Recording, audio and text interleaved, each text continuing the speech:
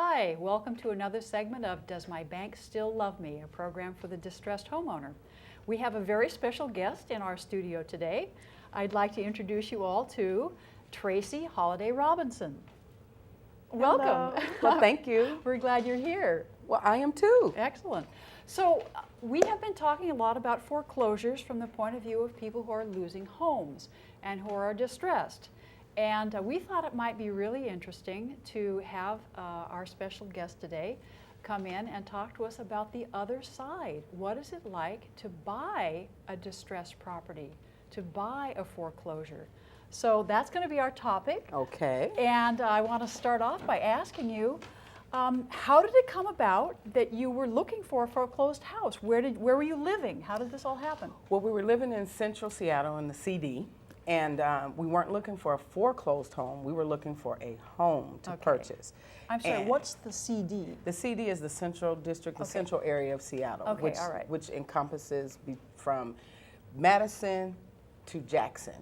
Okay, all right. 23rd, 15th Avenue, all the way to the water. Okay, so we're talking the water being Lake Washington. Lake Washington, okay. yes. So you are then east of the Interstate Yes. 5. Okay, Yes. we're with you now. Yes. And we tried to purchase the home that we were living in, and we had been renting this house for 9 years. Okay, how big was it? The house it's not that big. It was 4 bedrooms, kind of. Okay. It was a kind of 4 bedroom, but it wasn't the house per se, it was where it was. And that's why we wanted to buy it, because we wanted to, keep the kids centrally located. And so we wanted to buy in Seattle. Okay, and were the kids how many kids do you have, and where? 4 kids, and where are they going they to were school? going to school. We had one at Garfield at high school, and then one had graduated, and one was at Meany Junior High School, going into high school, and one was in elementary school at TT Minor. So right. we And wanted to stay in the area. And you had family in the area too, Oh I yes, understand. oh yes, oh Okay. yes. I was born and raised right there in the central area. Oh. So that was another reason why I wanted to stay there. Okay. Because of the roots that I had there. Yeah. But it wasn't possible. Once we started the process, which was a very lengthy process, but once we started the house buying process, it was very obvious that we could not afford a house in Seattle. And so you said that you tried to buy the house that you were living in. Yes. So why did that not work out? They said no. Oh. They had the house for almost 40 years, Oh, and yeah. they just weren't. It was their first house, so they weren't really willing to give it up. Okay. And so that's how it was like, oh no. But I look back on it now. I was like, okay, that was such a blessing not getting that house, because the furnace was old. It was like a 1927 furnace. And when the heat went out one time, we were like calling the light company to come fix it. And they came and said, oh, guess what? It's so old. You have to go to a bike shop and get a bike. It was something that was for a bike that we had to get for the 1927 furnace.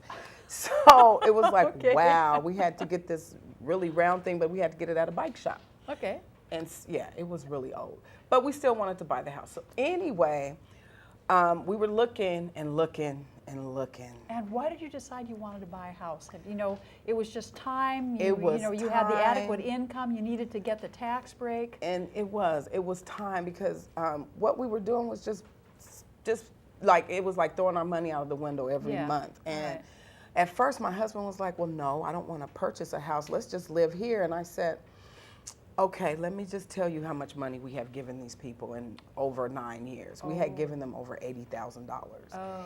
And once I said that, he looked at me and said, oh, let's look now. Can we look today? He was like, are you serious? Yeah. So I added up the money in front of him, and he said, oh my goodness, it was over $80,000. Wow. Couldn't get any of that money. It was not equity in our home. It was equity in their home. Yeah, sure. And so then that started the process, which then was a long process. However, our mortgage person introduced us to a real estate agent who was awesome.